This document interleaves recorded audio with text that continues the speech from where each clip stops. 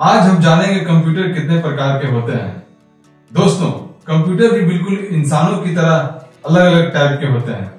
तो चलिए आज हम डिटेल से जानते हैं कंप्यूटर कितने प्रकार के होते हैं और कौन सा कंप्यूटर कब और कहां काम आता है। तो सबसे पहले हम बात करेंगे सुपर कंप्यूटर की। सुपर कंप्यूटर सबसे ताकतवर होता है, यह सबसे तेज और सबसे महंगा कंप्यूटर होता है। जहां नॉर्मल कंप्यूटर एक साथ काम करता है, वहीं सुपर कंप्यूटर एक साथ लाखों काम कर सकता है। इसकी स्पीड फ्लॉप्स में मापी जाती है।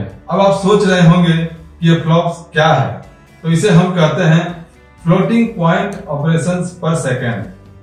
इसका मतलब है कि कंप्यूटर एक सेकेंड में कितने हिसाब किताब कर सकता है। मान लीजिए गांव का एक अकाउंटेंट एक दिन में 500 हिसाब कर लेता है और कंप्यूटर वही काम सेकेंड में कर देगा।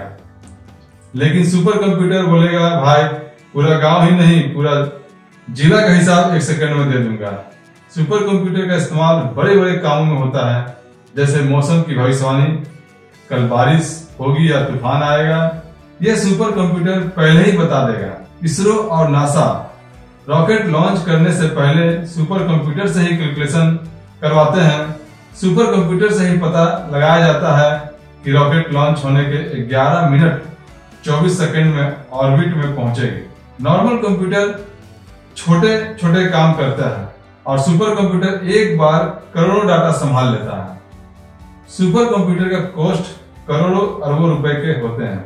हमारे भारत देश में प्रम 8000 पहला सुपर कंप्यूटर 1991 में बना था और आज भारत के पास परम सिद्धि, AI, प्रत्यूष, मीर जैसे सुपर कंप्यूटर हैं जो दुनिया के टॉप सुपर कंप्यूटर की लिस्ट में आते हैं।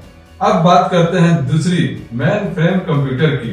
यह इतना तेज नहीं होता है जितना सुपर कंप्यूटर, लेकिन इसमें इतना ताकत होता है कि हजारों यूजर एक साथ काम कर लेता है।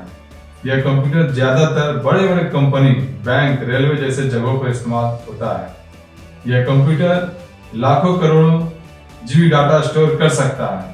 अब आप सोचते होंगे कि मेन फ्रेम कंप्यूटर देखने में कैसा होता होगा। मेन फ्रेम कोई लैपटॉप जैसा छोटा बॉक्स नहीं होता है। यह दिखने में एक बड़ी अलमारी या फ्रिज जैसा लगता है। आपने बैंकों में, रेलवे ऑफिस में बड़ी बड़ी सर्वर रूम देखे होंगे, जहां काले काले बॉक्स का एक लाइन में खड़े रहते हैं, जिसके पीछे तारों का जाल फैला रहता है। तो चलिए अब अलग कंप्यूटर के बारे में बात करते हैं, जिसे मिनी कंप्यूटर कहते हैं।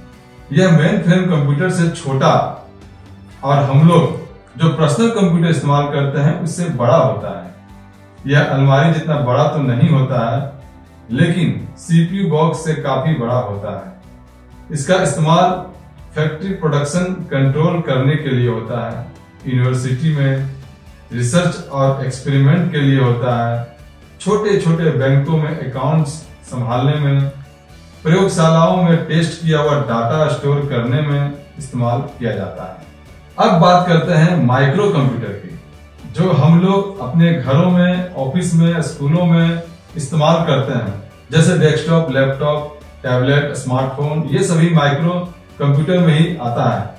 इसे माइक्रो इसलिए कहा जाता है क्योंकि यह बाकी कंप्यूटरों की तुलना में छोटे भी होते हैं और सस्ते भी। डेस्कटॉप को आप साइबर कैफे, दफ्तर और स्कूल में देखे होंगे। डेस्कटॉप में एक CPU बॉक्स होता है, उसके साथ मॉनिटर, कीबोर्ड, माउस लगा रहता है और ये एक ही जगह पर बैठा रहता है। और लैपटॉप एक चलता फिरता कंप्यूटर होता है। इसे आप टेबल पर भी रख सकते हैं और बैग में डालकर घूमने भी जा सकते हैं। मतलब जहां जरूरत पड़ा वहीं निकालकर अपना काम शुरू कर दें। तो इस तरह से हमने कंप्यूटरों की पूरी फैमिली देख ली है। हर किसी का अपना अपना काम है, अपना अपना महत्व है।